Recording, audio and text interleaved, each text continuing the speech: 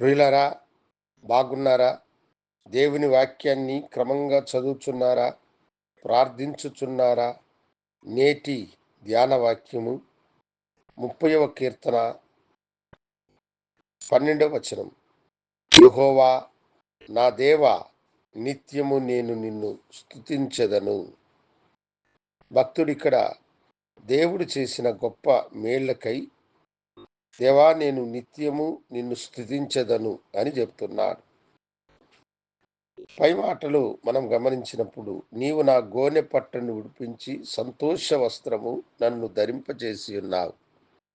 అంటే వేదన దుఃఖాన్ని విడిపించి సంతోష వస్త్రమును దేవుడు అతనికి దయచేసినాడు గనుక, దేవా నిత్యము నేను నిన్ను స్తుతించెదను అని అంటున్నాడు. మనము నిత్యము దేవుని స్తుతించాలి.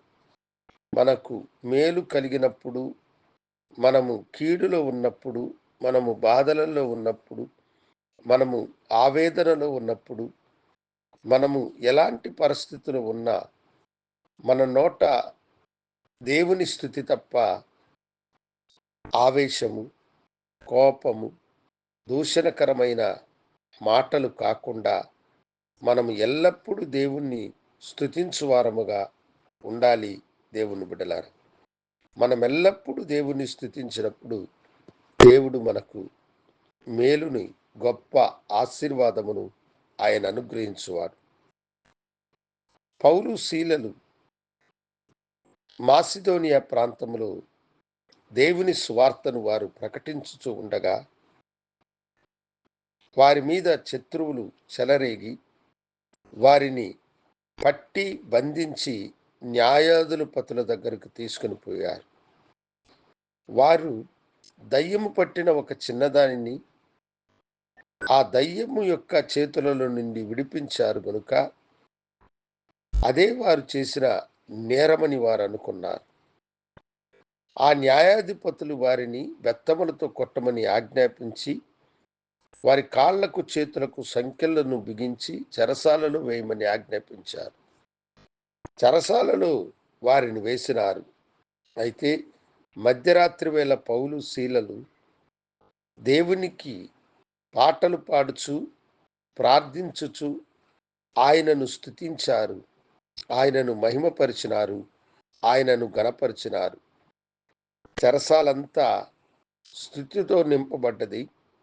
చెరసాల తలుపులు గడగడలాడి అన్నీ తెరవబడ్డాయి. అయితే దేవుని మహిమ ఆ చెరసాలంతా నింపబడినది. ఆ చెరసాల అధికారి ఆ రాత్రే మారు మనసు పొంది ప్రభుని తన సొంత రక్షణగా అంగీకరించినాడు. ఆ చెరసాలలో ఉన్న దుర్మార్గులందరిలో కూడా మార్పు కలిగి ఎవ్వరు కూడా చెరసాల తలుపులు తెరబడినా పారిపోలేదన్న సత్యాన్ని ఈరోజు మనము గ్రహించాలి. అవును దేవుని బిడ్డలారా, నీవు స్తుతించినప్పుడు నీ శత్రువు సిగ్గుపడి పారిపోతాడు.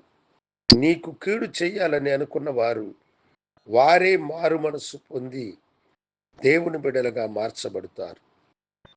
స్తుతే ప్రభు మనకిచ్చిన గొప్ప ఆయుధం.